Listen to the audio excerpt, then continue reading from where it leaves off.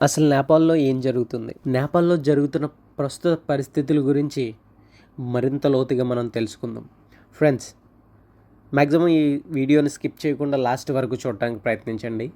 నేను మీకు వివరించే ప్రయత్నం నేను చేస్తాను. మ్యాటర్లోకి వెళ్తే, ఈ ఆందోళనకు ప్రధాన కారణాలు 3. 1.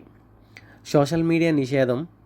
ప్రభుత్వం సోషల్ మీడియాను నిషేధించాలని నిర్ణయం ప్రజల్లో, ముఖ్యంగా యువతలో తీవ్ర ఆగ్రహానికి రేకెత్తించింది.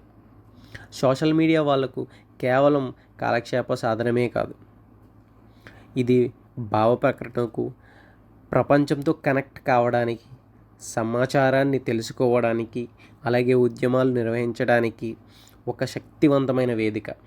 ఈ నిషేధం వారి స్వేచ్ఛపై జరిగిన దాడిగా భావించారు. 2. అవినీతి, ఆర్థిక అసమానతలు. నేపాల్లో ఆర్థిక వ్యవస్థ చాలా బలహీనంగా ఉంది.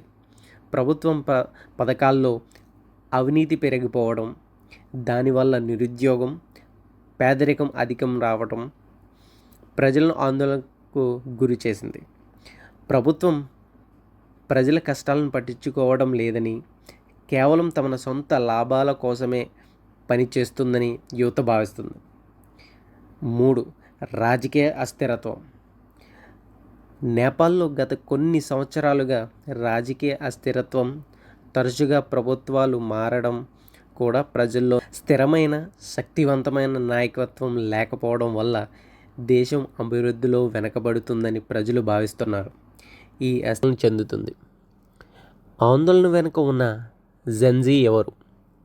జెన్జీ అంటే జనరేషన్ జెడ్. వీళ్ళు 1990s నుంచి 2010ల మధ్య జన్మించిన వారు. వీరు సాంకేతిక పరిజ్ఞానాన్ని ఉపయోగించడంలో చాలా నేర్పరులు. వీరు తమ ఆందోళన వ్యక్తం చేయడానికి, నిరసనలు ప్రదర్శించడానికి సోషల్ మీడియా యాప్లను చాలా సమర్థవంతంగా వాడుకున్నారు. వీరికి ఎలాంటి రాజకీయ పార్టీలతో కానీ, సంప్రదాయ నాయకులతో కానీ సంబంధం లేదు. ఇది ఒక ఆర్గనైజ్డ్ ఉద్యమం అసలే కాదు. సోషల్ మీడియా ద్వారా స్వచ్ఛందంగా మొదలైన ఒక విప్లవం. సో ప్రస్తుతం నేపాల్లో ఏం జరుగుతుంది, ప్రభుత్వం ఏం చర్యలు తీసుకుంటుంది అని ఆలోచిస్తే కనుక, ఈ నిరసనలు హింసాత్మకంగా మారడంతో ప్రభుత్వం సైన్యాన్ని రంగంలోకి దించిందనమాట. ఇది పరిస్థితిని మరింత ఉధృతంగా మార్చింది. ఆందోళనకారులు ప్రధానంగా డిమాండ్ చేస్తున్నారు. వాళ్ళు ఏం డిమాండ్ చేస్తున్నారంటే, సోషల్ మీడియాపై నిషేధాన్ని ఎత్తివేయాలని, అవినీతిని అరికట్టి పారదర్శక పాలన అందించాలని, యువతకు ఉపాధి అవకాశాలు పెంచేందుకు చర్యలు తీసుకోవాలని, ప్రభుత్వంలో మార్పులు తీసుకురావాలని ఈ ఉద్యమాన్ని చేస్తున్నారు.